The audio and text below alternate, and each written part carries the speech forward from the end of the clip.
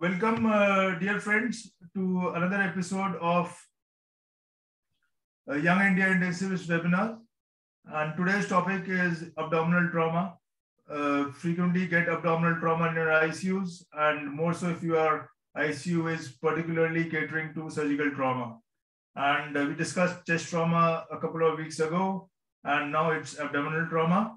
So to discuss this, we'll have a case presented by Dr. Harsiman Walia. Sir is assistant professor at Baba Memorial Hospital Cancer Institute, which is a unit of Tata Memorial based at two places. The main hospital being at Chandigarh is a new venture, and the other at Sangrur.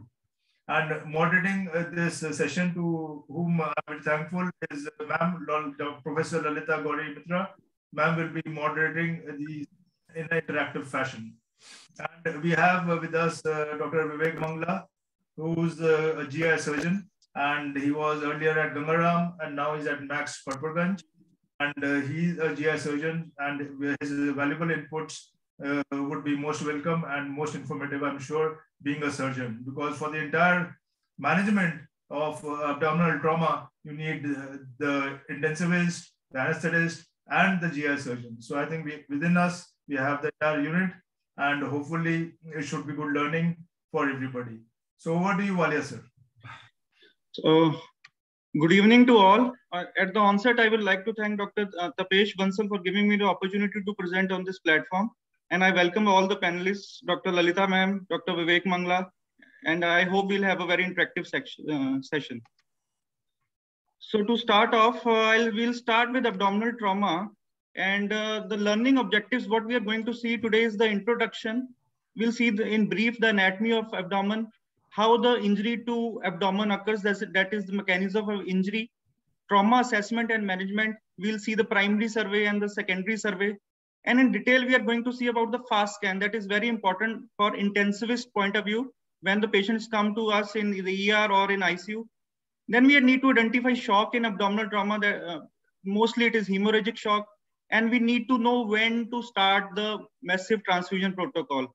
And to conclude, we will see a few case scenarios that we normally see in trauma patients. So we will kick off.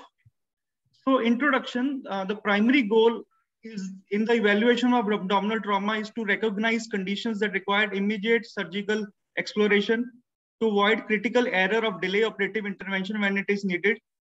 So what is important in abdominal trauma is there is a significant blood loss that can present in the abdominal cavity without dramatic change in the dimensions of the abdomen. So we don't even tend to notice this, but there is a significant loss that is happening in the abdominal cavity. So the primary survey becomes very, very important. So what is the rule of thumb here is, the rule of thumb is any patient who has sustained injury to the torso from a direct deceleration, blast, or penetrating injury must be considered to have an abdominal visceral, vascular, pelvic injury unless it is proven otherwise. So this is very important. So in a polytrauma patient, what normally happens is there are three peaks: the first peak, second peak, and the third peak. The first peak happens immediately, where unfortunately we as doctors can hardly do anything. The injury will be to the major vessels. It could be an injury to the heart, cardiac. There could be severe traumatic brain injury or a high spinal cord injury. There is a second peak. There is where when the role of intensivists come in. We all know the golden hour of trauma, the golden hour trauma care for rapid assessment and resuscitation. And the third peak is when patient is in ICU for long, and we know that patient has central lines, arterial lines, and patient will land up subsequently in sepsis or in multiple organ dysfunction. So our main concentration as an intensivist will always remain at the second peak, and we have time is money. It's true everywhere in case of cardiac arrest. It's true in case of a traumatic brain injury. It's true in polytrauma as well. And abdominal trauma is no different. So first hour, the golden hour of trauma for rapid resuscitation and assessment is the most important. So we will kick off with the abdominal trauma. What happens in abdominal trauma? Where are the injuries that we normally encounter? So we can have solid organ injuries. We can have hollow visceral injuries. The retroperitoneal injuries are always notorious. We tend to miss them all the times. And the diaphragmatic injuries. So diaphragmatic injuries are initially silent injuries. The patient is stable initially, but we tend to sometimes miss the diaphragmatic injuries because we think the patient is stable, but they do tend to deteriorate. So we'll discuss all these injuries in detail in the subsequent slides. So to kick off, just briefly, what is the anatomy of abdomen? So abdomen again is divided into the interior abdomen. The superiorly we see the costal margins. Inferiorly there is the inguinal ligament and the pubic symphysis. Laterally there is the anterior axillary line. And the contents at risk in anterior abdomen are the hollow viscera. Then we come to the thoracoabdomen. Superiorly nipple line plus the infrascapular line. Inferiorly there are the costal margins. Contents at risk: diaphragm, liver, spleen, and stomach that are immediately below the and close to the diaphragm. The flanks, boundaries, again 6 intercostal space superiorly. Inferiorly we have the iliac crust. Anterior and posterior are the anterior and posterior axillary lines. So at the back, what we have is the posterior thoracoabdomen. So what boundaries it has is superiorly it will have the tip of the scapula, inferiorly the iliac crest, and laterally there will be the posterior axillary line. So now the last in the anatomy will be the pelvic cavity. It is surrounded by the pelvic bones. The contents at risk contains the lower part of the retroperitoneal and the intraperitoneal spaces. There has the rectum, bladder, iliac vessels, female internal reproductive organs are the that we need to take care of in pelvic cavity. Now coming forward, we have 4 quadrants in the abdomen. We know we have the right side and the left side, and we have the right upper quadrant and the lower quadrant, and left side we have the left upper quadrant and lower quadrant. Why it is important is sometimes the external appearance also, if the patient has a bruising or discoloration, the right upper quadrant, we know probably it is related to liver because majority right upper quadrant liver is there along with some part of the pancreas, gallbladder, and small intestine. Likewise, left upper quadrant, the main organs that are present is pancreas, majority, spleen, some part of the liver, stomach, small intestines as well. In the right lower quadrant, we have the colon, small intestine, ureter, right ovary, and right fallopian tube. And the left lower quadrant is the colon. Again, colon is present in all the quadrants, small intestine, ureter, ovary, and fallopian tubes. So it is good to know which organ is placed where. It sometimes tends to help us in making the diagnosis which probably the organ is involved. So this we must always keep in mind whenever we have a patient of abdominal trauma.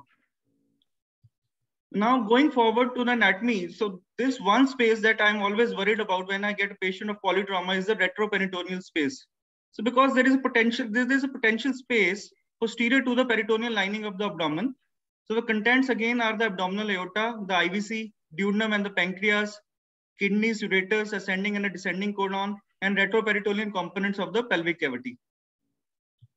So injuries to the retroperitoneal structures are difficult to recognize because this lies deep within the abdomen, and in the initial part of the assessment, it can sometimes be missed because there are certain symptoms of peritonitis. When we are scanning, we normally do a diagnostic peritoneal lavage, and retroperitoneal space is not sampled there. And what we bedside we normally do is the fast scan. Again, retroperitoneal space is very poorly visualized. So mechanism of injury. Talking about the mechanism of injury, why it is important, we will know about early identification of the potential injuries. It will direct which diagnostic studies we need to carry for further evaluation and identify the potential need for patient transfer. So the mechanism of injury can either be a blunt injury or a penetrating injury. So in blunt injury, we have the direct blow, the shearing injuries, the deceleration injuries, and in penetrating injury, we have the stab wounds and the gunshot wounds. So if we going forward in the mechanism of injury, we have the blunt injuries where direct blow is the first one. What we normally have is there is a contact with the lower rim of the steering wheel, bicycle or motorcycle handle bearers, or intruded doors in a motor vehicle crash. So there can be a compression injury to the visceral and bony structures, and we can have a solid organ injuries or a hollow organ injury or contamination. This is normally when we are driving a car. This is basically the direct injury of the steering wheels. So blunt injury is again the lap belt injuries. So we normally tend to wear seat belts. So the restraint devices, if it is worn inappropriately, that can result in not in optimal position, that can result in crush injuries as well. And the deceleration injuries, supposing somebody falls from top from a 5-floor building, or there are motor vehicle crashes, or fall from a significant height, there is a differential movements of the two parts of the body. So there can be, this is significant as there can be laceration of the spleen or small bowel, and it can cause a bucket handle injuries.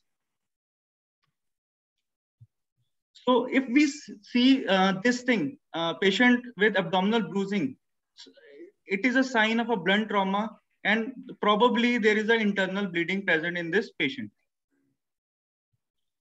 So the next is the penetrating injuries. The penetrating injuries are the stab wounds. These are the low injury gunshot wounds. There is a tissue damage by lacerating and tearing, and traverse adjacent abdominal structures. And then the next is the high energy gunshot wounds. The transfer more kinetic energy causing increased damage surrounding the track of the missile. And the additional intra-abdominal injuries are based on the trajectory which the gunshot will carry, and the cavitation effect and bullet fragmentation. Now, if we see the blunt and the penetrating injuries, which are the most common organs involved? So if we see the blunt injury, most commonly involved organs are two, the liver and the spleen. Spleen is almost 40 to 55%, and liver is 35 to 45%. In stab wound injuries, in penetrating injuries, the liver is most commonly injured. And in gunshot penetrating, again, the most commonly injured organs is the small bowel. So it is good to know which is the most commonly injured organs and during the mechanism of its injury. Now going on to the trauma management. So trauma management for our entire ATLS remains the same, but it is most important. So what we do is, what are the basic concept of advanced trauma life support? Number one is treat the greatest threat to life first. Now, supposing we have an abdominal injury and we have a bruising seen all around the abdomen, and we also have a clinical diagnosis of a tension pneumothorax. So tension pneumothorax needs to take the priority. It has to be treated first, then we go to the second thing. So this is very important. We have to treat the greatest threat to life first. Everything else can wait. So secondly, never allow the loss of definitive diagnosis to impede the application of an indicated treatment. The diagnosis, we are not initially here to make diagnosis. We are here to save patient initially. So we have to do our resuscitation first. We have to stabilize the patient first. We have to take care of the ABCDs, E's along with the resuscitation.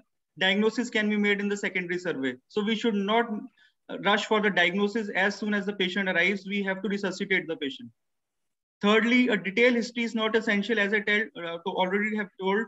To begin the evaluation of patient with acute injuries, time is the essence. We can't waste time. Time is money. And the concept that is always there in intensive care is do no further harm. We should always do no further harm means we should always take care of the cervical spine, and we should always immobilize the spine if we need to secure the airway first, because we know if we are intubating and we do a neck extension, there are chances 30 to 40% chances that we are going to cause further injury to the cervical spine. So in initial assessment, there is a preparation and triage.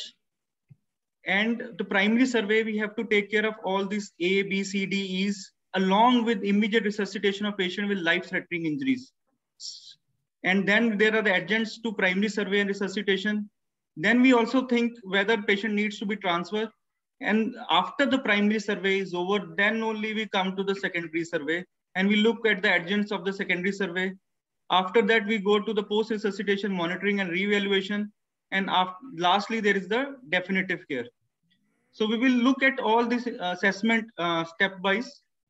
So in initial assessment and management, what we need to do is primary survey and the secondary survey, and they need to be repeated. It is not that at 9 a.m. in the morning, I have done a primary survey and it indicates that there is no bleeding.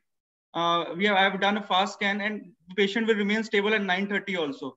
So the patient needs to be assessed repeatedly time and again, and it needs to be assessed by multiple people. Supposing a neurosurgeon or a GI surgeon has come for abdominal trauma case and you see the fast scan, And it doesn't mean that I, at coming 30 minutes later, should not see it. We have to repeatedly do the primary survey. That is the most important point. So all the ATLS step guides, not everyone will need all the steps. It is just a guide for us. Probably if a patient has come with a penetrating gunshot injury, we don't need to do all the steps. We know a patient needs to go to the emergency operating room. So in the survey, what we do is what we do take care of is the airway with C-spine protection. B is for breathing and ventilation. C is for circulation with hemorrhagic control. D is disability and neurological status. E is exposure and environmental control. So the primary survey is again very important. Rapid examination to identify and treat life-threatening condition. So 10-second assessment, as it is mentioned in the ATLS guidelines as well, is what we ask the patient to identify himself, name, and what has happened. If the patient can narrate what has happened and is able to tell his or her name, then we can momentarily say that patient is stable. It does not mean that patient will remain stable, but at least at the initial part of the assessment, patient is stable. So this is the basic 10-second assessment that we have to do at the beginning when the patient comes to us. So again, talking patient, it will definitely give us momentarily reassurance. So supposing the patient refuses to lie down, we should not always think that patient is agitated or is delirium. We have to rule out whether patient is not having a pneumothorax or a hemothorax or maybe a tension pneumothorax. All severely injured patients need oxygen. So unless in like in acute coronary syndrome, where we have a threshold of oxygen at 90 or 92%, here in ATLS, all trauma patients need to be maintained at saturation of more than 94%. So we need to maintain saturation of more than 94% in all the patients who are presented with polytrauma or abdominal trauma. The simple maneuvers we should never forget. We should always suction to clear the obstruction. There are multiple times we know that there is a trauma of the nose and face. So suctioning is very important. Chin lift and jaw thrust, taking C-spine precautions is the most important thing. And always, always, always avoid head tilt. We can do harm. We should do no harm. And we should always anticipate that patient has come full stomach, and we should always anticipate the patient can anytime come with vomiting and aspiration and present with vomiting and aspiration. So this is what we do. In airway, in the management of airway, we always need 2 specialized people or maybe more, even 3 specialized people. If one has to give cricoid pressure, other one has to hold the neck so that there is no head tilt, no neck lift, and one will intubate. So we'd always avoid neck extension and we'll give jaw thrust. So we need at least 3 experienced people at the head end when patient is to be intubated. So this is now look, listen, feel has been extrapolated from the ACLS, BLS thing.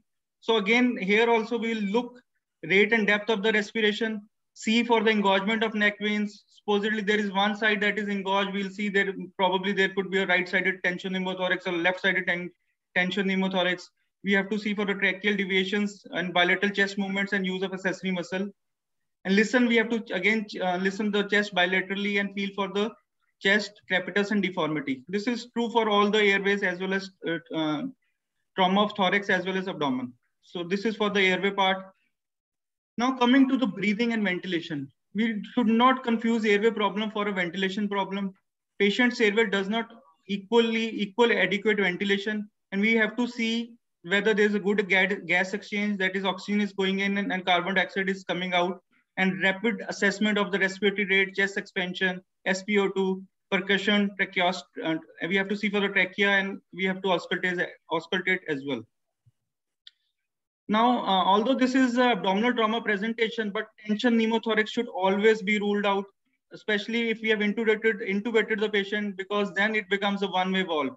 And it is always a clinical diagnosis. We don't need an X-ray to confirm that patient has a tension pneumothorax. Although extended fast for tension pneumothorax, we can use bedside. And now what ATLS has recommended is the 5th intercostal space, puncturing anterior to the mid-axillary line rather than the 2nd intercostal space, because 2nd intercostal space, we can injure vessels. So 5th intercostal space, triangle of safety is the recommended guide, what is being recommended by the ATLS. guidelines. So coming to the circulation, we need to control the bleeding with direct pressure. Splint limb fractures, we need to insert 2 large IV bore cannulas. We should not rush for inserting central lines. We have now 14 gauge cannulas that are present. For 2 14 or 16 gauge cannulas can suffice. So we should not rush for the central lines. And at the same time, we know the patient is bleeding. Any patient who is hypotensive and we have ruled out tension pneumothorax, that patient will be in hemorrhagic shock. So we need to send off for blood cross match, coagulation screen, hemoglobin, hematocrit, biochemistry, and blood alcohols levels if required. So what we assess is the pulse and blood pressure of the patient. At bedside, we see for the skin color and temperature. Capillary refill time, we have to see if it is more than 3 or 4 seconds. Decreased urine output. Hypotension is a very late sign. In the latest ATLS guidance also, it is a late sign when already patient has lost 30 to 40% of the blood volume. So all hypotensive trauma patients are assumed to be in hemorrhagic shock after pneumothorax is ruled out. So stopping the bleeding becomes the most important priority. We have to stop, get in the surgeon, probably see where patient is bleeding, and if patient needs to be in the operation theater, we need to push the patient to the operation theater as soon as possible. So now the patient is in hemorrhagic shock. This is the classification of the ATLS of 2018. So this classification we have been seeing since the inception of ATLS. So what has changed is now they have, if you can see, they have not given numbers of the heart rate, blood pressure, pulse rate, or the respiratory rate.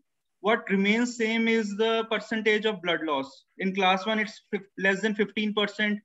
In class 2, that is mild, 15 to 30%. In class 3, that is moderate, 31 to 40%. And class 4 is more than 40%. Now, what I want to emphasize is again the blood pressure. If we see the blood pressure, the patient can have an equivocal blood pressure or no decrease in blood pressure even in class 3. So if we are just relying on the blood pressure, we are going to be too late. And in class 4, if patient is presenting with shock, with a low blood pressure, we need to immediately go for a massive blood transfusion because already we have lost more than 40% of our patient's blood volume. So this is very important. They have given the exact base deficit as well. In moderate and severe, we know the base deficit is going to exceed less than -6 and less than -10 or less. So again, for hemorrhagic shock, the response to the initial fluid resuscitation depends in 3 types. There are in 3 types. It can be rapid response, a transient response, or a minimal response. In rapid response, the patient's vitals are going to return to normal and the estimated blood loss is minimal. It's less than 15% and there is no need for blood. Although we do prepare for blood preparation for type and cross match, and presence of surgeon is surgeon should always be present, even in rapid response, transient, or in minimal response. So if we see in minimal response, the other extreme, there is not going to be any change. Estimated blood loss in this case, we can see if there is no response after 30 minutes of my resuscitation with blood and blood products or with crystalloids, then we know that estimated blood loss would be more than 40% and need of blood is immediate in this case. And blood preparation has to be immediate blood release, and we have to kickstart the massive blood transfusion protocol. And need of operative intervention is highly likely when there is response is minimal. So coming to the D part, D is the disability and the neurological status. So what we see is the AVPU scale, is the alertness of the patient, whether the patient is obeying commands, if patient is vocalizing, or there is inappropriate or incomprehensible words that he is speaking, or he or she responds to pain, or patient is unresponsive. So GCS assessment has to be done in the primary survey itself. We need to see what the GCS is. So patient in hemorrhagic shock in class 3 and 4, rather than pushing crystalloids, we have to start with the blood and blood products as soon as possible. When we know that patient is in class 3 and 4 shock, ideally what we know is to prevent dilutional coagulopathy, we need to go for a RBC, FFP and platelet in the 1:1:1 ratio, or at least 2 RBCs is to 1 FFP is to 1 platelet is what it is recommended. So what are the initial goals? So initial goal of a resuscitation is the hemostatic resuscitation. By hemostatic resuscitation, we should not target systolic blood pressure of more than 80 or 90 in these patients, unless the patient is of traumatic brain injury. In traumatic brain injury, we keep mean arterial pressure of 80 or 90. So this is the difference between a traumatic brain injury and all other kind of injuries. So we have to maintain a hemostatic resuscitation, maintaining a systolic BP of 80 to 90 until major bleeding is stopped. And what is different is initially we have to give crystalloid at 20 ml per kg. So unlike sepsis, where we start with 30 ml per kg, here we should not just keep loading patients with crystalloids. And we should use them judiciously and restrictedly at 20 ml per kg. We should always remember that unlike sepsis, patients here are vasoconstricted. They are not vasodilated. So the crystalloids can be any balanced salt solutions that we should give. There should be no colloids, and emphasis for class 3 or 4 hemorrhagic shock should always be on blood and blood products. And the early use of tranexamic acid, preferably in the first 3 hours, giving 1 gram bolus and 1 gram over 8 hours. And to prevent coagulopathy of trauma, and we have to insert urinary or gastric catheters unless it is contraindicated. So for massive transfusion, what we do is, the definition is, if patient is being transfused with more than 10 red blood cell units, that is, which approximate total blood volume of an average adult within 24 hours, transfusion is of more than 4 RBCs units in 1 hour with anticipation of continued need of blood product support, or we are replacing 50% of the total blood volume by blood products within 3 hours. Or the fourth definition of massive blood transfusion is if we are transfusing at greater than 150 ml per minute. So then we know the patient is having, we have indicated for the massive blood transfusion. So every institute should have a predefined massive transfusion protocols. And we have seen that they are associated with reduction in organ failure and post-injury complications. So if patient is in hemorrhagic shock, we need to get hold of the surgeon, and probably we can't do everything, and surgery as well as angioembolization is very important. And if the patient is of abdominal trauma or pelvic trauma, we have seen the pelvic stabilization becomes very, very important. The crux here is aggressive and continued volume resuscitation is nowhere substitute for a definitive control of hemorrhage. So as in sepsis, definitive sepsis control is there. Same is in trauma patients, we need definitive control of hemorrhage. So it's just like we need aggressive and continued volume resuscitation, but at the same time, we need definitive control of the hemorrhage.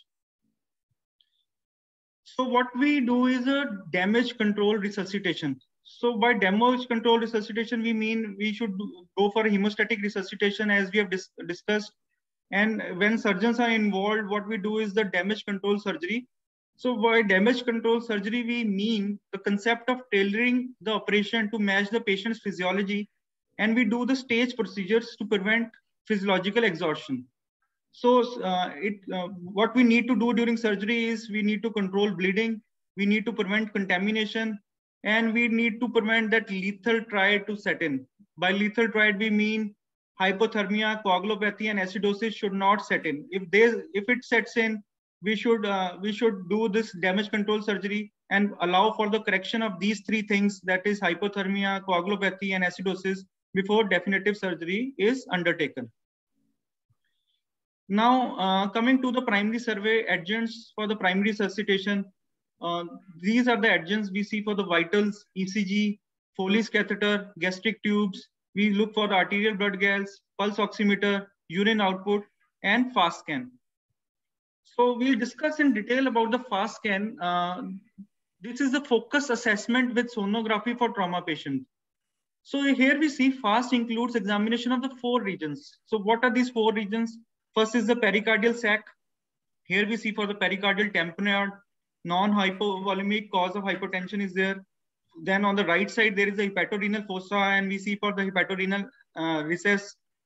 Left-sided probe is for the splenorenal fossa. And in the pelvis, we see for the pelvis or the pouch of Douglas. And we normally use a low frequency probe of 3.5 megahertz. Now coming to the each zone, the first is the pericardial sac. How we assess for the pericardial sac is we keep the cardiac probe in the subxiphoid space, the probe marker to the right, the shallow probe angle their liver to the acoustic window. And what we can see here is in the images, we can see the pericardium, and in between the two pericardial layer, if we can see effusion, the patient is having pericardial effusion, or even patient can land up in pericardial tamponade. So second one is the hepatorenal fossa. So again here we see the probe marker towards the head in the coronal plane. In the anterior, we have to see this in the anterior axillary line. So we have to rotate the probe obliquely and scan from cephal to caudate to visualize the diaphragm, liver, and kidney. The space between the liver and kidney is the hepatorenal space, and it is the most vulnerable space. Even a small amount of blood that is present can be visualized in the hepatorenal recess. Then we have to see the space between the liver and the diaphragm. And lastly, we have to see the inferior pole of the kidney during this hepatorenal fossa examination. So here we can see the space between the liver and the kidney in the hepatorenal recess. The fluid is present on the right side.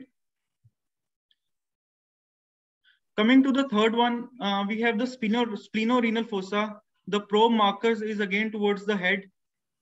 And we again can see the space between the spleen and the kidney and the splenorenal recess. We can easily visualize, and it is very easy to visualize. It does not need much expertise. We all can do it. So again, we can see the free fluid between the spleen and the kidney that is present. Blood will always appear as a hypoechoic or anechoic strip. So lastly, in the examination of FAST, we have this pelvis or pouch of Douglas. For this, what is recommended is before the insertion of Foley's catheter, the bladder should be full. So we should not insert a Foley's. If we have an ultrasound machine, first we should assess for the pelvis or pouch of Douglas. The probe above the pubic bone, probe marker should be pointing to the right, and then we rotate the probe 90 degrees. So the probe marker points to the head. Again, here we can see there is we can visualize the bladder if it is full. If bladder is full, we can easily visualize if there is any free fluid present around the uterus or in a female patient. We can easily visualize any free fluid that is present. Again, look around the bladder for an area of hypoechogenicity or a dark strip. That is the fluid. Now, this is very important for an intensivist point of view. So I will like to focus on few FAST scenarios that we normally encounter. So let's start with the first FAST scenario. Again, this is a young male presenting to the ER with blunt abdominal trauma following a fight.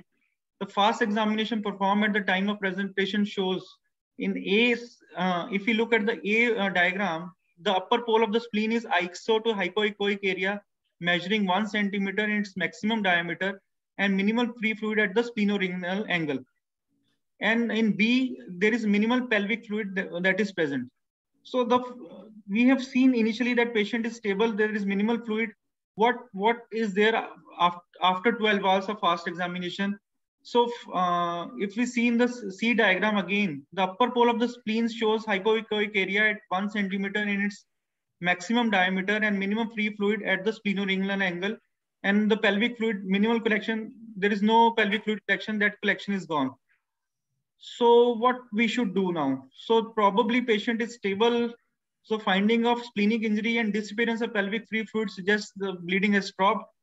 In this case, probably go for a conservative management. That is, even after 12 hours, patient is stable and there is no collection in the FAST scan. Dr. Harsimran, can I add something here? Sure, sir, sure. So I think at this point in time, when we are talking of FAST having been done at 12 hours interval, we have to understand and take few things into consideration.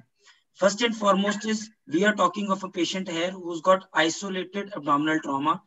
We've ruled out significant injuries to any other part of the body. That's the first thing. Second thing is usually, even if your patient is stable and doesn't have any coexisting injuries which preclude the patient from having a cross-sectional imaging, in this 12-hour interval, the patient would have had that to rule out injury to other viscera, including hollow visceral injuries as well. and that would also help us evaluate for the retroperitoneal injuries, the renal injuries. The urine would also be monitored just to check for hematuria, and all those things would also have been done. So you wouldn't just be doing fast at 12 hours interval.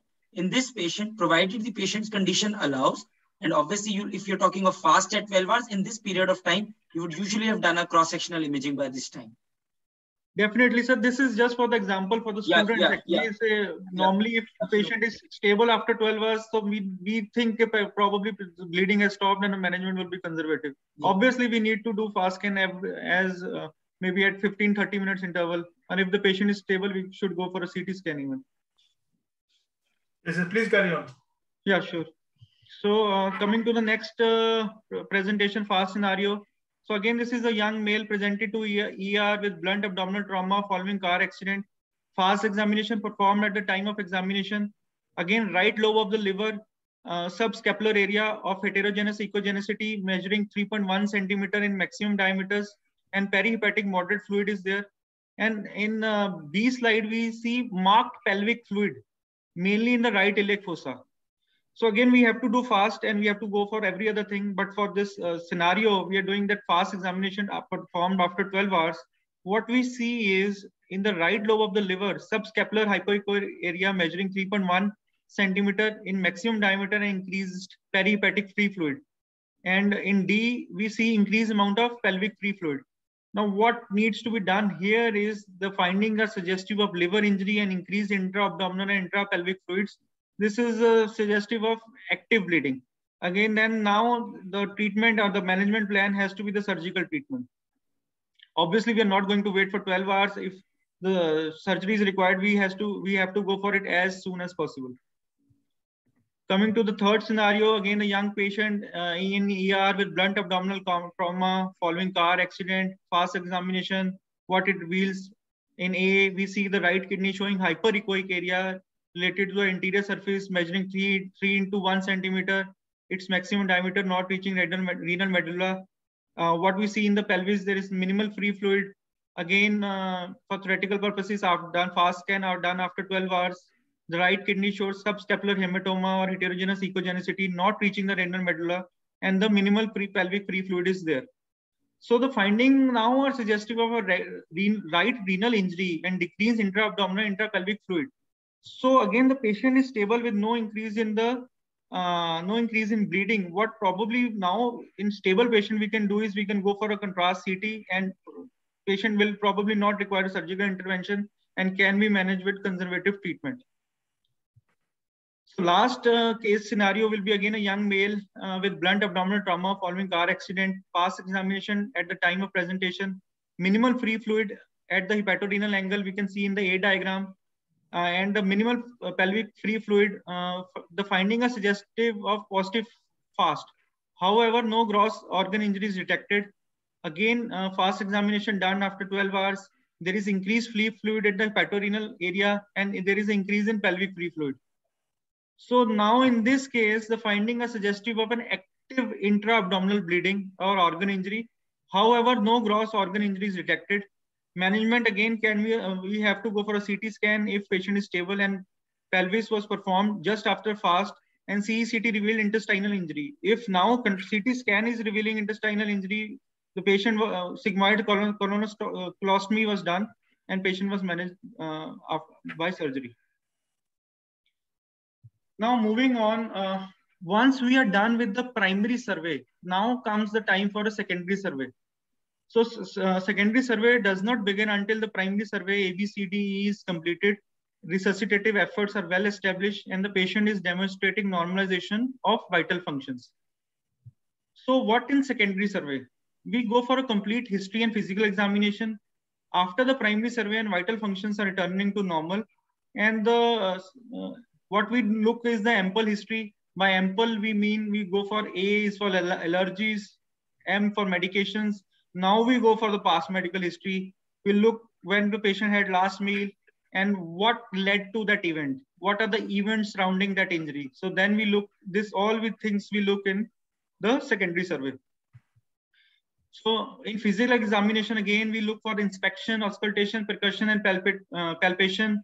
So examination of the pelvis and buttocks is, we have to see urethral and perineal examination, rectal and vaginal examination. So we just have to expose the patient, see from front, from back, from everywhere. We have to see externally. Then we also, obviously, we have to look for the internal injury as well. And we should always look patient from head to toe where the injury is there. So certain things in examination that are pertinent for the abdominal trauma injury is the Cullen sign. So if Cullen sign is there, this is basically the bluish discoloration that is present around the umbilicus. So there is a diffusion of blood along the periumbilical tissue or falciform ligament. So there can be hemoperitoneum, or even it is present in severe pancreatitis. The gray tunnel signs, this is a bluish discoloration of the flank. It is present in the retroperitoneal hematoma or in hemorrhagic pancreatitis. Cat sign, referred pain, right shoulder. This is because of the irritation of the diaphragm. It is present if there is a splenic injury or free air or intra-abdominal bleeding. Then the balance sign, this is a dullness on percussion of the left upper quadrant. It is normally present in the ruptured spleen. And we have to look for the labia and scrotum as well, where pooling and blood from abdominal and pelvic cavities is present.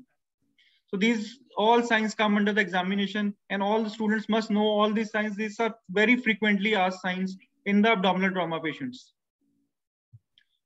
So coming to the assessment and management only for the pelvic assessment now. So what we need to do is we have to avoid manually manipulating or distracting the pelvis. This can dislodge an existing blood clot or can cause further hemorrhage. For pelvic fracture or no other source of hypertension, mechanical instability of the pelvic ring is there. Now, what is priority? Most important thing if we suspect pelvis is pelvic binder becomes a priority, and it is a lifesaver. So we should always do a pelvic binder, and what we should not be done is the manipulation that has been shown in the diagram. And we should only do gentle palpation of the bony pelvis for tenderness and presence of pelvic fracture. So at the conclusion of rapid physical examination, we have to cover the patient with warm blankets to help prevent hypothermia. And what are the adjuncts to physical examination is the gastric and the urinary tubes. And other studies, what we do is the X-rays, the diagnostic peritoneal lavage, the CTs, and the other contrast studies, and the thoracoscopy if required, or a diagnostic laparoscopy. So adjuncts to physical examination are the X-rays of the abdominal. X-rays for abdominal trauma are the AP chest X-ray. For blunt trauma, upright chest X-ray if hemodynamically normal penetrating trauma above the umbilicus is there, or suspected thoracoabdominal injury is there, or hemo or pneumoperitoneum or pneumothorax. So this is very interesting. The diaphragm is pushed up, and we can see in this case the Ryle's tube is curled up, and the left side of the diaphragm is pushed up. Elevation of pointer also, Dr. Simran, there's an option for the pointer. Yeah. So if we see the Ryle's tube, so this is the curling of the Ryle's tube here. This is a diaphragm that has been pushed up. Probably there's a diaphragmatic injury that has led to all this. I think there would be a diaphragmatic injury and a defect there, which is causing the stomach to go up rather than the diaphragm being pushed up. It is actually the diaphragmatic injury is there. Yes, definitely. Yes, yes. That's what it looks like. So this is actually the gastric bubble which has gone up, which is showing that the diaphragm is gone up. This is the gastric bubble, sir. Yes. So that is one of the signs, gastric bubble, if it goes up, that is why it is diaphragmatic injury. You can see the diaphragm outline also. Yeah. Moving forward to the adjuncts of physical examination, we have to see for the supine abdominal X-ray, hemodynamically normal penetrating trauma.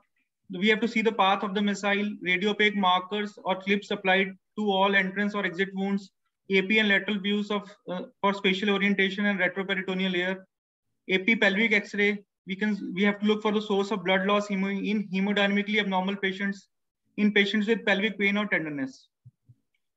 Now the adjuncts are also diagnostic peritoneal lavage, although it is rarely done because it is invasive and requires surgical expertise. But what are the indications left for DPL now is it is used in hemodynamically unstable patients with blunt abdominal or penetrating trauma, or it is used in hemodynamically stable patients if FAST and CT are not available. So this is how we perform the diagnostic peritoneal lavage. It is rapidly performed invasive procedure that is sensitive for the detection of intraperitoneal hemorrhage. So relative contraindications are previous abdominal operations, morbid obesity, patient with advanced cirrhosis, or patient has a pre-existing coagulopathy. So on DPL, on aspiration, if we get more than 10 ml of blood from, or GI contents are coming, or bile or vegetable fibers, it mandates laparotomy. So sorry, Dr. Simran, could you just go back to the previous slide? I think somewhere along the line, if this DPL, if it's done in a hemodynamically stable patient, if the DPL is done in a hemodynamically stable patient and you aspirate blood, doesn't mean the patient go to the theater. That means you do a scan. If your patient is hemodynamically unstable,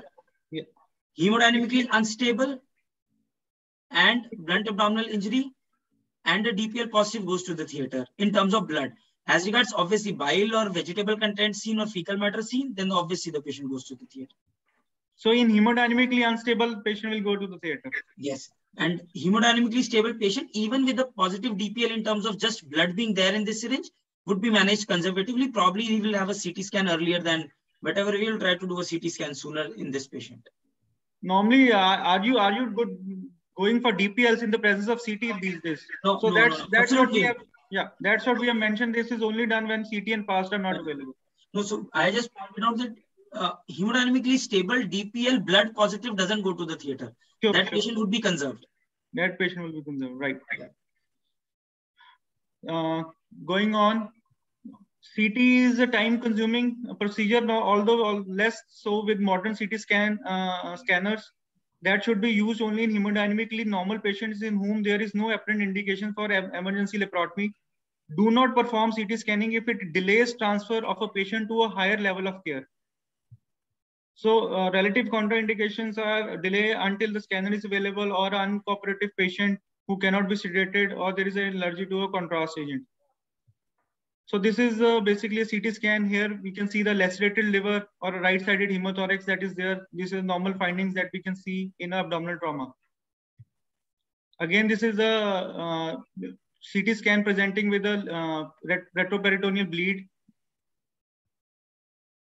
And this is a duodenal probably perforation that we can see here. Comparing with the DPL CT scan and DPL, FAST and CT scan, we have discussed all these points. So for FAST and CT scan, these are early operation determination. These are non-invasive. The FAST scan can be rapidly performed and repeatable, and no need for transfer for resuscitation area for FAST. So for DPL, it is invasive, rarely done in the presence of CT or FAST, and risk of procedure is there. These are the major disadvantages. And indications for DPL becomes only abnormal hemodynamics in blunt abdominal trauma or penetrating abdominal trauma without other indications for immediate laparotomy. CT scan advantages is non-invasive, repeatable. It visualizes the retroperitoneal structures. This is the major limitations for DPL and FAST. It visualizes bony and soft tissue structures and visualizes the extraluminal layer. So as Sir said, Dr. Vivek said, so whenever CT is available and patient is hemodynamically stable, we should go for a CT scan. So the disadvantage is being higher cost, the exposure to radiation. It sometimes can initially miss the diaphragm injuries, can miss small bowel or pancreatic injuries as well. So just one thing, Dr. Walia sir. Yeah. Dr. Mangla sir, so if the patient is hemodynamically unstable, obviously CT cannot be done, and FAST can also be negative, right? So sir, what is the approach here now? Basically, negative, hemodynamically unstable. FAST negative, hemodynamically unstable patient, first and foremost thing is to look out for bleed source outside the abdomen and injury outside the abdomen. Now that injury can be in the chest, that injury sometimes can be in the brain, or there may be an blood loss, external blood loss through one of the other injuries. At the same time, if all this has been ruled out, pericardial tamponade has been ruled out. FAST negative, hemodynamically unstable patient would end up going to the theater, but then this is a patient in whom first and foremost other possible sites of bleed should have been ruled out.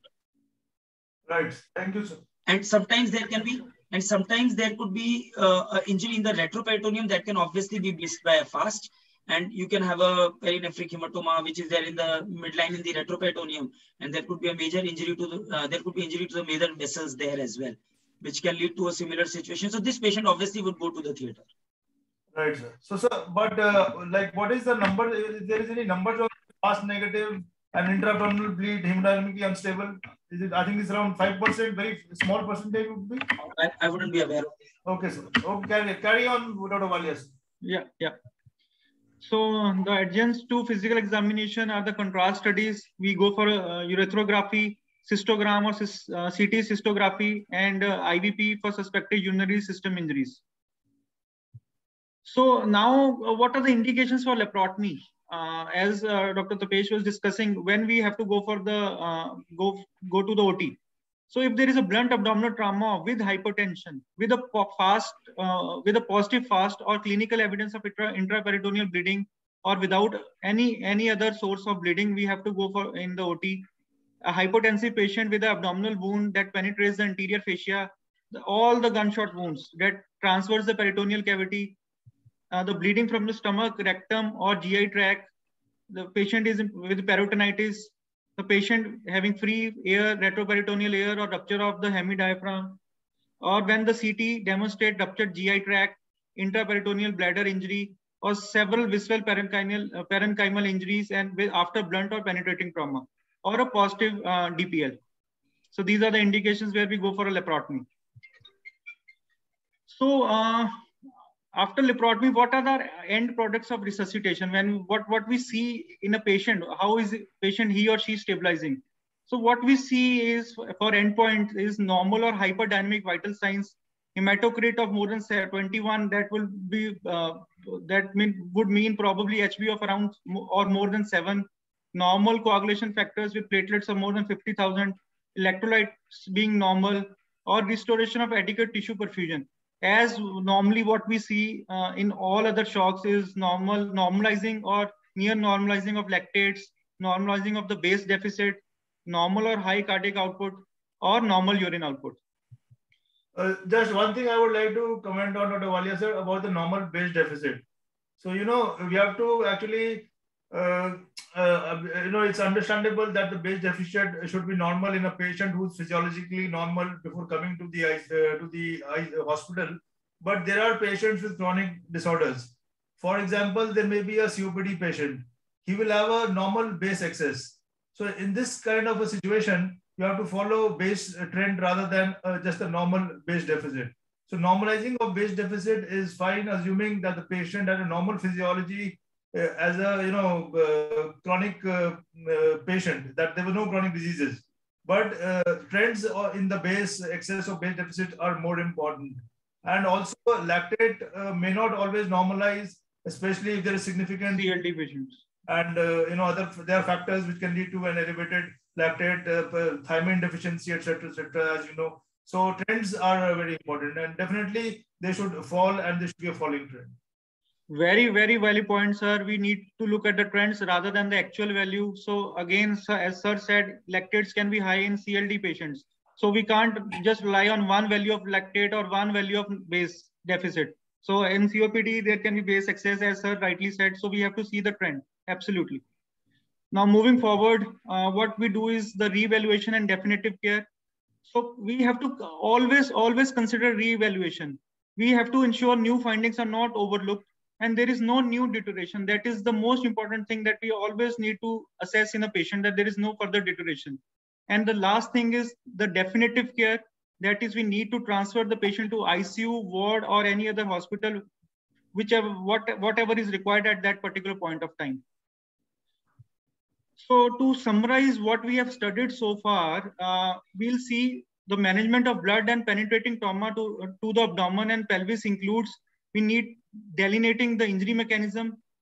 Secondly, we have to re-establish vital function and optimize oxygenation and tissue perfusion, prompt recognition of source of hemorrhage with efforts at hemorrhagic control, the meticulous initial physical examination, that should be very meticulous and we should not be missed. And it has to be repeated regularly. That I've told a number of times, this is the most important thing. So primary survey has to be done time and again. The pelvic stabilization should always be a priority.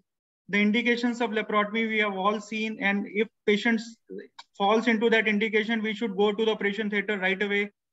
The angiographic embolization and pre-peritoneal packing should be done. In selecting special diagnostic maneuvers as needed, performed with a minimal loss of time. time is essence, time is money. So time has to be, we should not waste time at all.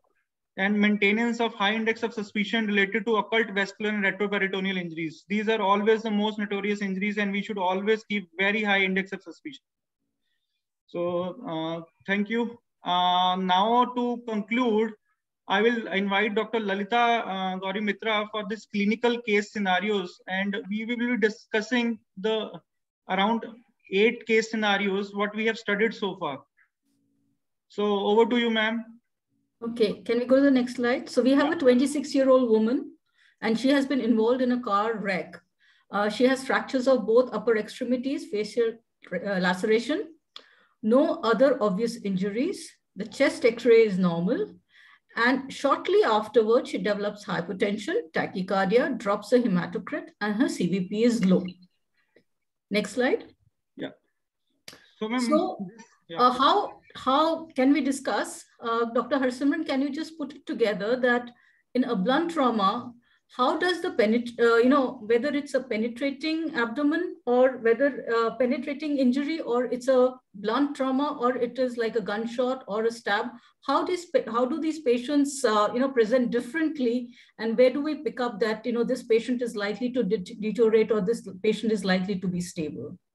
Yes, ma'am. Ma'am, as we can see, this is a case of intra-abdominal bleeding as evidenced by this cold, pale, anxious, shivering patient, thirsty and perfusing, perspiring patient. There is a drop in blood pressure, false, thready pulse, low CVP and low urine output. Ma'am, first step to do in this situation is to do the primary survey. As we have discussed, we have to take care of the ABCs. We have to push in at least 2 liters of crystalloids. Then we see whether the patient is stabilizing or not. If the patient is not stabilizing, then probably the patient is still bleeding and needs to go to the operation theater. So there we have to follow for the serial CVPs and look for the vitals, look for the hematocrit, and unstable patients needs to go to the OR. In this, I like to ask Dr. Vivek also what else we can do in these scenarios, what he normally does in his settings. I'd like to ask Dr. Tapesh also if he can pinch in with these scenarios. So basically, first thing first, in this patient, an attempt to understand where exactly this patient is bleeding, change in X-ray auscultation findings or examination findings would also guide to whether this patient could possibly be bleeding, may have bled for a period of time. The X-ray may be normal, and then the patient may present with hemodynamic compromise because of a bleed in the chest. At the same time, abdominal distension or even a fast would be able to tell us what's happening there. And that will quickly tell us that there is bleed in the abdomen. The only thing that we're trying to be sure about is that, yes, there is a bleed in the abdomen and when the patient is going to the theater, that's it. But obviously, a hemodynamically unstable patient would quickly go to the theater. And sometimes in these patients, a tube thoracostomy or a needle thoracostomy, thoracentesis also would not be out of that much out of place, just to be sure that you're not bleeding into the chest. Right, sir. Right. I will just like to add that as far as hypotension is concerned, of course, hemorrhage is the primary cause, but the other causes of hypotension, that is shock in a trauma patient, should always be considered. And you had mentioned previously also, there can be associated spinal cord injury. Then above, you can have something like a tension pneumothorax leading to a tamponade. Then you can have cardiac tamponade per se. Then you can have the other causes, like you can have a fat embolism leading to acute cor pulmonale. Even you can get fat embolism leading to acute cor pulmonale and right-sided cardiac hypotension. And then you can get even myocardial infarction in these patients who are elderly because of extreme blood loss, hypotension, loss of hemoglobin, hypoxia in the coronary vessels. And sometimes you can actually get even cardiac contusions. So all these factors should be considered along with your hemorrhage. And sometimes, just thinking of hemorrhage may miss the diagnosis, the composite diagnosis as far as hypotension is concerned. So just wanted to add that. So the first take-home message from this first case is that what Dr. Vivek has been saying repeatedly is that if you have a hemodynamically unstable bleeding patient, do not wait for a CT, go to the theater. If you have someone who is bleeding but is hemodynamically stable, you have time, you have resuscitated the patient adequately, get a CT done, see what it is, and then decide whether he needs to head for CIS. So this is the first take-home message. Okay? We all on the same page? Yeah. Yes, definitely. Okay. Definitely. Okay, let's continue. Yes. Now this is the second scenario. So now we have these two cases, and how can we look at these two cases? I think it's just a little bit of repetition. So we have a 31-year-old lady who has smashed her car.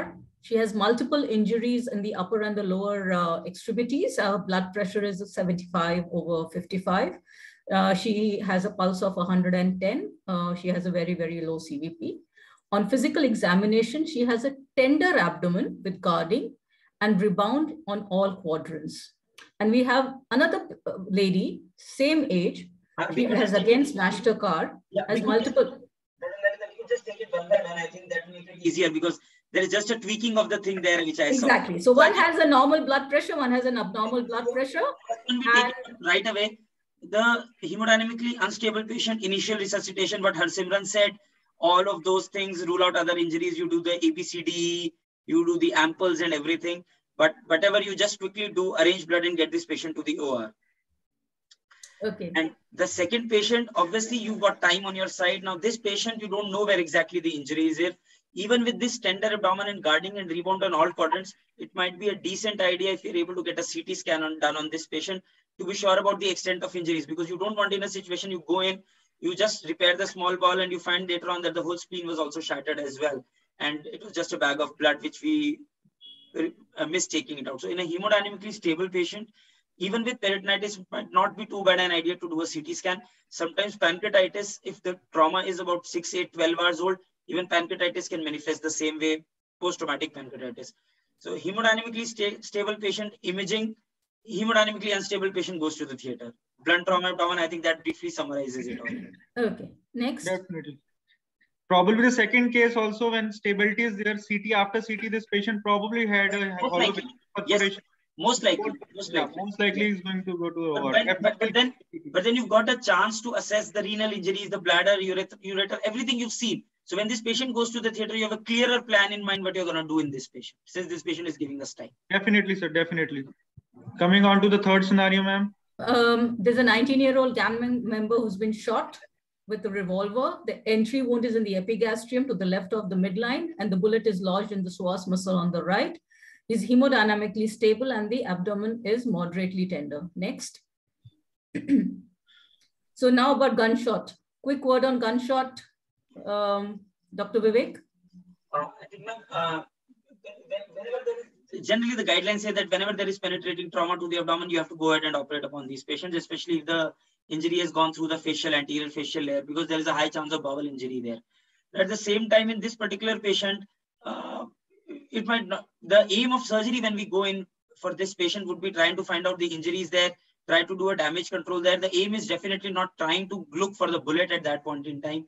And if there is no expanding kind of a retroperitoneal hematoma, you just leave the bullet there and just treat the abdominal injuries, whatever they are. So if there is, most likely you say epigastrium, there could be a chance of stomach or a duodenal injury there. There could be some contusion of the liver. There could be an injury to the liver. Most often that will settle down with packing, shouldn't need much. And unless there is obviously a very high injury where you think that there could be a IVC injury, but most often if you've got those kind of injuries, you have a hemodynamically unstable patient as well. What is peculiar in this case is if we see the entry wound, it is in the epigastrium. So what is peculiar, I think it's not only the injury in the abdomen, probably the diaphragm is also, it's basically landed up in psoas muscle. So there is a diaphragm injury as well. It's not entirely the abdominal injury. So if the trajectory of the bullet is starting in the epigastrium, which is above the diaphragm and traveling down, so probably there is an intra-abdominal psoas muscle. The bullet has traveled through the epigastrium. So this probably, again, this is penetrating gunshot wound of the abdomen, leads exploratory laparotomy. Yes. Then no diagnostic tests. Again, shift to patient to the OT. By and large, goes to the theater as well. Yes, definitely. Ma'am, coming to the fourth scenario. So we have a 42-year-old man who's been stabbed in the belly by a jealous lover. The wound is lateral to the umbilicus on the left, and the omentum can be seen protruding through it. Next. So do all penetrating injuries or wherever there is evisceration, do they go to the theater? Important thing there would be again to see how the patient is and the coexisting injuries. In this patient, I believe a single stab wound penetrating injury, this patient would go to the theater. Definitely, sir. Exploratory laparotomy for the patient. We have a clean punch down entrance and exit wounds, and the technical details are not tested. So basically, definitely all goes. Bowel injuries you would repair or divert or exteriorize, whatever needs to be done at that point in time. The abdominal wounds you would clean, debride, and probably leave the skin open to heal by secondary intention. Yep, thank you. Coming to the fifth scenario, ma'am. So now we have an intoxicated man. He is tender over the left lower chest wall. X-ray shows multiple rib fractures. He has a low blood pressure, a thready pulse, which is not responding satisfactory to fluid or blood administration. So he has a positive peritoneal lavage, and an exploration, he's found to have a ruptured spleen. Next. What about ruptured spleen? What is your take on preserving the spleen? Hemodynamically unstable patient going to laparotomy for that hemodynamic instability, ruptured spleen comes out. At the same time, you have a patient who's hemodynamically stable, who's even if the whole spleen looks ruptured, but the patient is stable, probably you could conserve that patient. So isn't this surgically something where you have, if it is just maybe the outer surface, which is probably basically in a hemodynamic, yes, what we can try to do is we can place sponges there, we can use gel form, sponge stone, lots of things there. But then in a patient who's reached a stage of hemodynamic instability, I think in the scenario of a spleen, you take it out. Yes, liver, when we talk of liver injuries at the same time, there you try to manage the bleed with the path rather than trying to do something very heroic. So how do you decide about angioembolization and actually splenectomy in patients of trauma to the spleen? Because spleen is a very important organ in the sense that it has been shown that you need immunization, and they are very prone to sepsis, and there's a very high mortality, as compared to patients with spleens in the follow-up periods. They are really prone to sepsis and death. Dr. Besh, those things are also kind of very, very clear. You have a hemodynamically unstable patient with splenic rupture. That patient goes to the theater, has a splenectomy done, by and large. You have got a hemodynamically stable patient who gave you a chance to do a CT angio. And there you find that there is a blush from the splenic artery or one of its branches. That is where you would go for an angioembolization.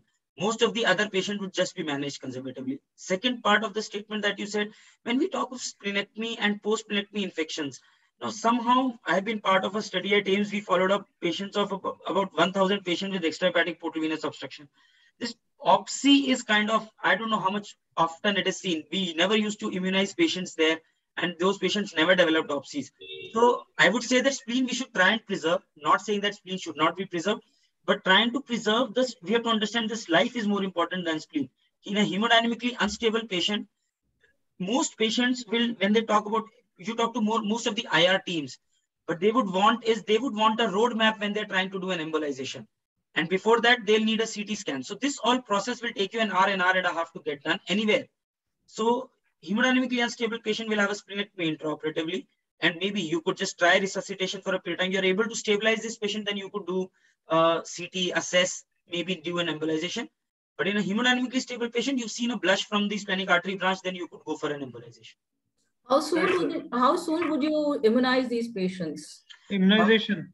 Yeah. So basically, as regards immunization is concerned, earlier the guidelines used to say that the patient would have his immunization 14 days or a month later. But there is a recent last year British Journal of British Hematology Group or British Society of Hematology have brought in their guidelines that when the patient is ready for discharge, you just vaccinate these patients. Some of it probably comes from the fact that probably it's difficult to get these patients back later for immunization as well. So the current latest guidelines say that before discharge, you just give the vaccines to these patients and let them go. So what I want to know is the data. What data says we as intensivists get worried about post-splenectomy sepsis a lot. We push the surgeons with that the immunization should be as early as possible. Obviously, we know it's going to take time. We are worried about this Shin group of organism, that is Streptococcus pneumoniae, H. influenzae.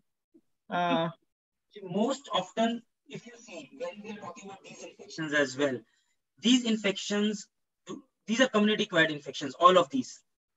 Definitely. So the patient is in a controlled environment, so we are not looking at these infections in the immediate post-operative period. What we are looking at is once the patient goes home, he should not come back with an OPSI. So that is why probably the guidelines have come around to say that before discharge, just give them the vaccines. Actually, the spleen is a very important immune organ, and like said by you, it is the follow-up infections which are the cause of death. And Western literature does point out that there is a significant increased mortality in these patients of splenectomy. Almost 70 to 80%, sir, what they have mentioned. Yes, absolutely. That is what I was also saying. Their study, they are saying is... Yeah, that is the mortality of OPSI. The incidence of OPSI is very, very low. Very, very low. Very low. But then at the same time, every life is valuable. Every life has its importance. It doesn't lie in the number. It's a number that we lose. So yes. in the immediate post-operative period, we are not that much worried about infection when the spleen has been taken out in a trauma. The only thing to remember is that these patients will have their TLC elevated and we shouldn't be looking at infection. This is usually a post-splenectomy response. Yes, it is very important, sir, that the WBC as well as the platelets. Always, it will remain elevated till the time of discharge. Yes, so that should not confuse you. And the WBC will remain elevated for weeks after the splenectomy is done. And that is a source of potential error in terms of thinking that the patient is infected. That is a very important point. Very good point, sir. Very good point. We normally see WBCs increase. Yeah. You just look at other parameters as possible infection. You have a patient who's throwing fever. You have cultures coming positive otherwise, or some of the other parameters suggesting that this patient could be having infection. You just don't, based on TLC in a post-splenectomy patient, you don't react as far as infection or upgradation of antibiotics is concerned. Next. Harsimran, next. Yeah. Okay, so again, a multi-trauma patient has received massive blood transfusion as the surgeons are attempting to repair the intra-abdominal injuries, and it is noted that the blood is oozing from all dissected raw surfaces as well as from the IV side.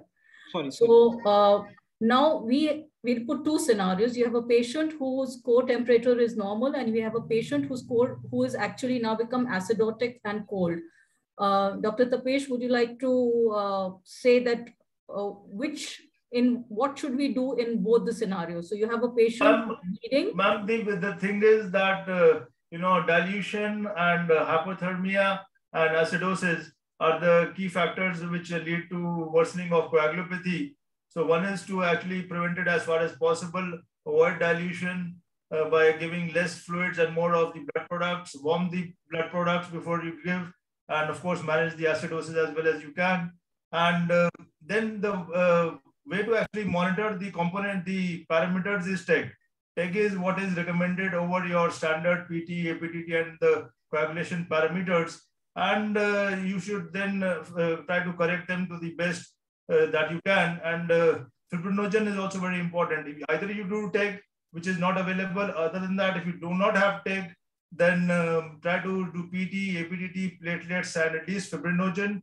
And a value of approximately 1.5 times for PT, APTT. These are approximate values, and a fibrinogen of more than 150 and a platelet count of around 1 lakh would be my targets. But the clinical setting has to be seen. These are the rough targets, and you transfuse and you try to correct the coagulopathy. That's so the reason we put these two OSCEs was that always remember that if you have a patient who's really cold, even if you're going to keep giving FFP, it's not really going to work. So the surgeon might as well just pack the abdomen, get the patient into the ICU, warm the patient, make sure the acidosis is corrected, make sure that the hypothermia is corrected. You will see that the bleeding actually will actually get better.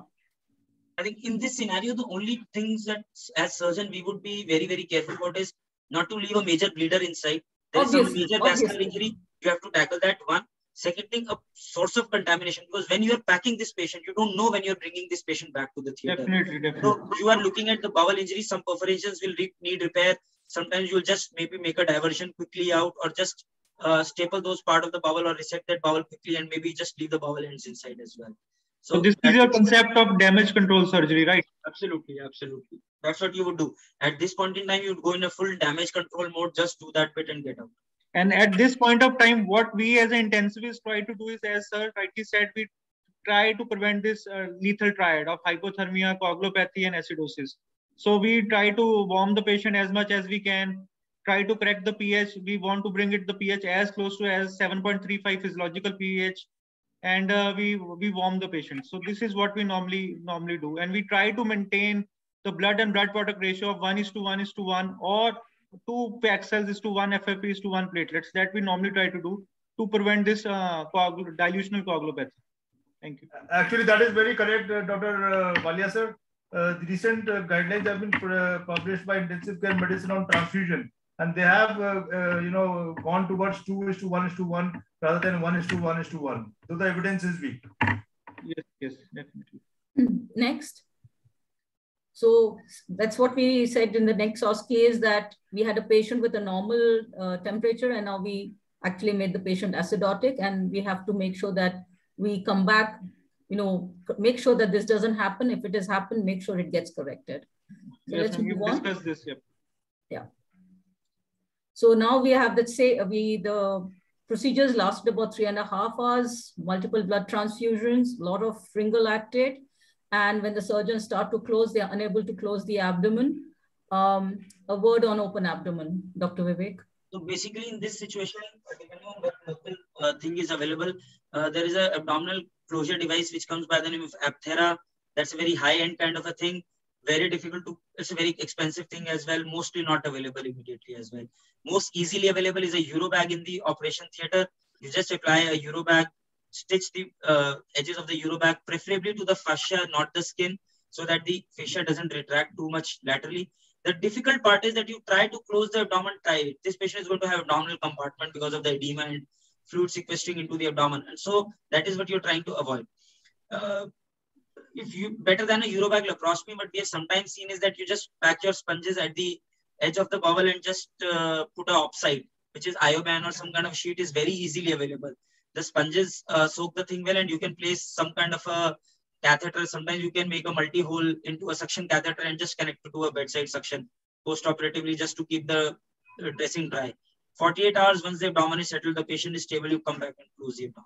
So the reason we just put this OSCE was that when you have massive transfusions and you have big abdomen issues and things like that, the examination or a bedside examination in a lot of cases will head towards abdominal compartment syndrome. So the students will have to know about abdominal compartment syndrome. Number one, they will have to, and if you're heading towards an open abdomen as an intensivist, what are the challenges of an open abdomen in terms of maintaining an electrolyte, maintaining a temperature, ensuring that no kind of diverticular problems and all those things kind of happen. So these are... I think an important thing there is also that sometimes this is a scenario where the abdomen was not closed probably in the first go. Sometimes there will be a situation where you actually, at that time, it didn't feel too bad to close the abdomen. But then your patient is not bleeding, but is having hemodynamic compromise. You are struggling to maintain the blood pressure, struggling to maintain the urine outputs. The inotropic requirement is going up. In those cases, it is important to monitor this abdominal compartment pressure, the intra-abdominal pressure. And very simply, you can use a Foley catheter and connect it just like we used to monitor CVP in the old days. And even the same way it can be actually be connected to the module as well as has been shown here. That can be done. So basically, it's important to monitor the abdominal compartment syndrome, more so in a patient in whom there is rising need for inotropes, hemodynamic instability, and worsening renal function, basically. So these are topics by themselves, and abdominal syndrome and open abdomen are topics apart from the monitoring of putting the Foleys to the transducer, the clinical side would be falling urine output, which is a very feature of intra-abdominal hypertension or ACS, and increasing airway pressures if the patient is on the ventilator. Just the clinical features of abdominal compartment syndrome. And one more thing I would like to add is the volume estimation, dynamic parameters in abdominal compartment syndrome. Normally we take 13% ppv. Often these patients who are ACS are on the ventilator. So in ACS, the ppv value actually goes up. It's falsely high. So you have to take it as 20% in ACS. These are the guidelines. Instead of 13% in a normal patient on the ventilator. And the students must remember it is centimeter of water. Sorry? Can we rely on PPV, Dr. Tapesh, in these cases? Because yes, it can be seriously high. Yes, it is 20% is the figure given in the literature, sir. 20%, right, 13%. So, and the bedside, the students must remember that if every time your examiner asks you that, if you're looking at abdominal compartment syndrome and what you're measuring your values are given in millimeters of mercury. What you're actually reading at that point of time is centimeter of water. Invariably, an examiner will ask you to convert it and let you know. And very important, that simple inchy tape. You must measure the abdominal girth, which has to be hammered into the students. That's a very important tool in abdominal cases. I think that would be the difference.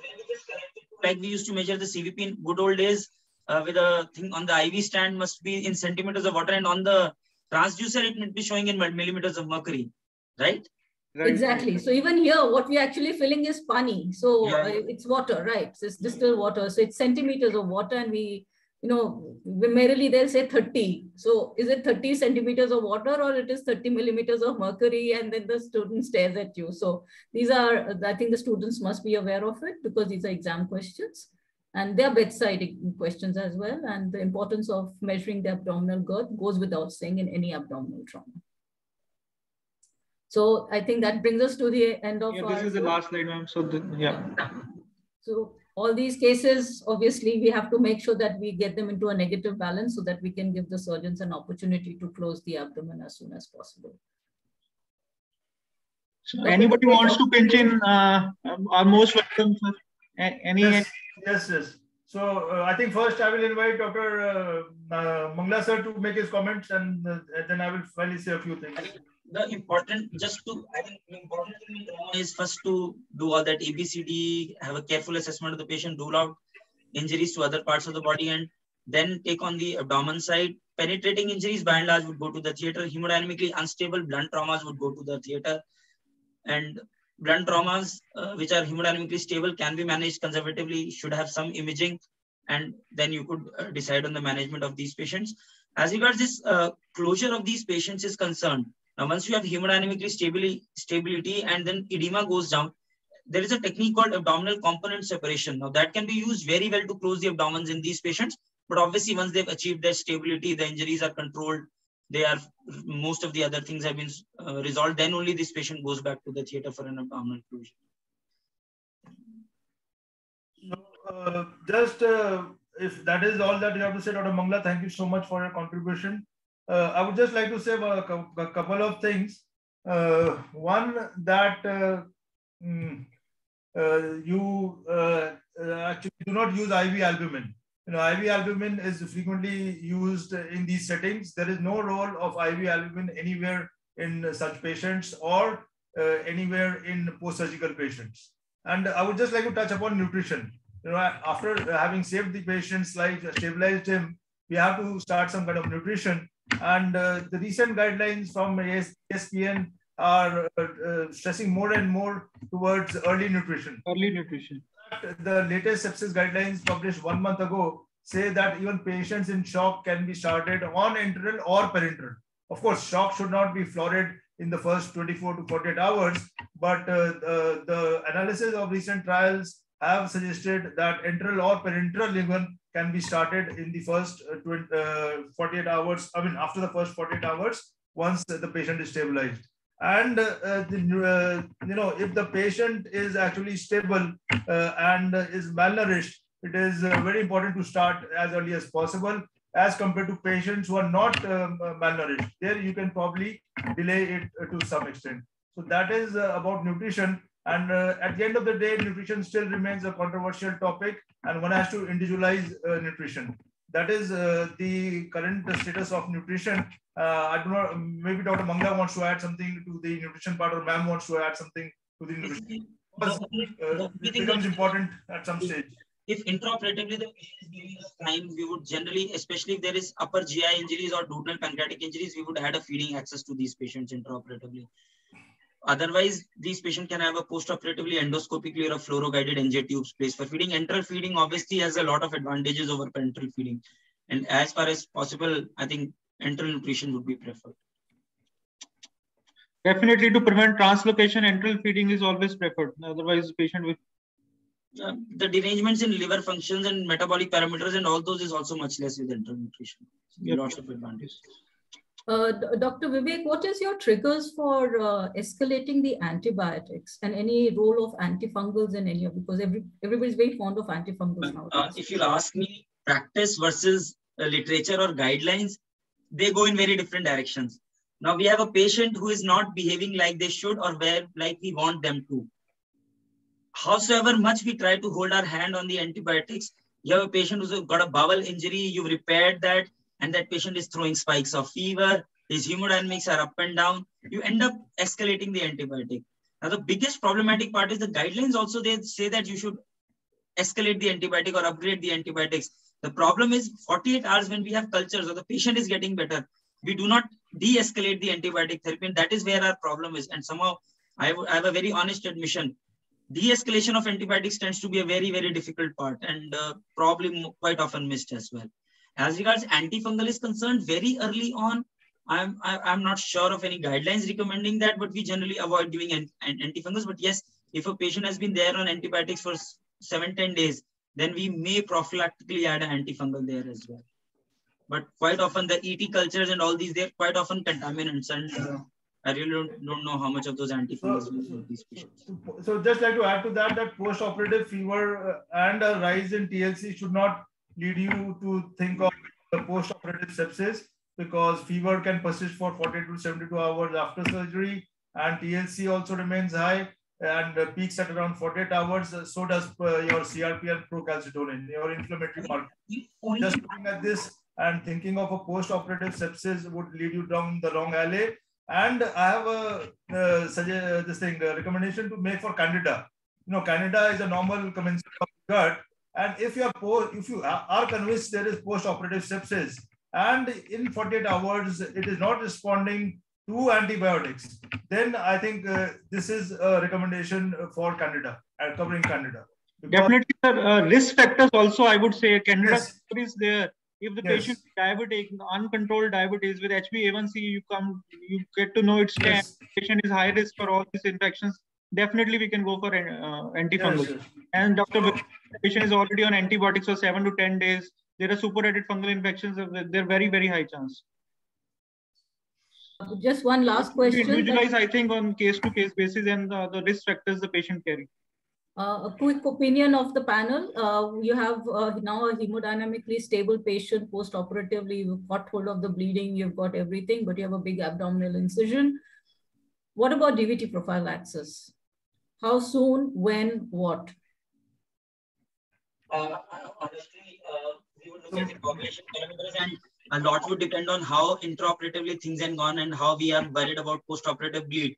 So mechanical prophylaxis would be added if the patient is stable. You will start asking the patient to have active limb movements using mechanical prophylaxis rather than heparins or Clexanes. But then yes, if the surgery has gone very well and everything looks all right, then probably we would add anticoagulants as well. So just like that, you can go as early as 12 hours. Like Sir said, you have to individualize a little depending on the risk of bleeding. But if you are convinced that the patient is good, you can start as early as 12 hours. Otherwise, in all patients practically was stable at 48 hours, you can start DVT prophylaxis. And mechanical prophylaxis can actually be started as soon as the patient, wherever the patient is busy. Yeah, and mechanical prophylaxis is actually only if there is no possibility or your chemical prophylaxis is contraindicated. Mechanical prophylaxis has not been shown to be really effective, but if you cannot give your Clexane or your heparin, then you should go in for mechanical prophylaxis. So can we close the session, Dr. Tapesh? I think we have covered practically everything now. Just thank you very much, Dr. Mitra ma'am. So thank you very, very much. That was a wonderfully presented thing. And I think this is very useful for the students. And special thanks to Dr. Walia sir for taking out the time and the painstaking efforts. And again, special thanks to Dr. Mangla sir for sparing his time. I think this was a very useful session to the students. Thank you, everybody. And I thank Cipla for providing the digital platform. Thank you to the audience. Thank you, everyone. And thank you, Dr. Tapesh, for having us here and giving me the opportunity to present on this platform. Thank you. Thank you so much. Thank you, Dr. Tapesh. Thank you. Thank you, Harsimran. Nice meeting you, Dr. Vivek. Yeah. Thank you. Please.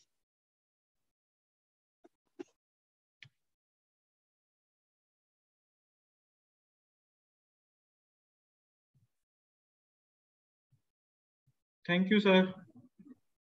Take care.